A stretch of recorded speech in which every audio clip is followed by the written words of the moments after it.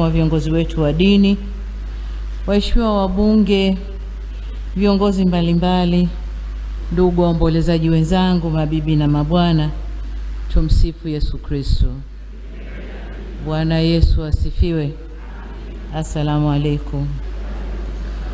Ndugu waombolezaji wenzangu, ni vigumu kupata maneno ya maelezo katika msiba mzito kama huu wa mtu aliyegusa maisha ya wengi kama ilivyoelezwa hapa.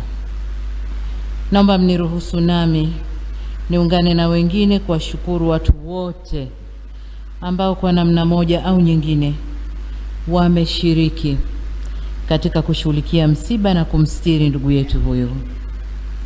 Shukrani za dhati kwa viongozi wetu wa dini kwa maombi na misa tangu kutokea kwa msiba huu hadi hapa tunapomuaga.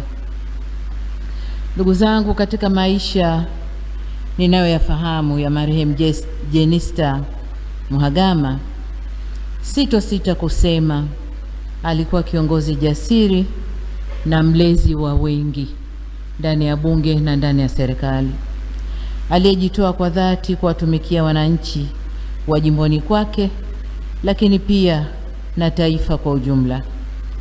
Katika maisha yake ya utumishi, alisimama imara kutetea haki, maendeleo na usawi wa watu aliowaongoza. Alikuwa nguzo ya matumaini kwa wanawake na vijana, na mfano wa uongozi uliotawaliwa na nidhamu, uadilifu na hofu ya Mungu.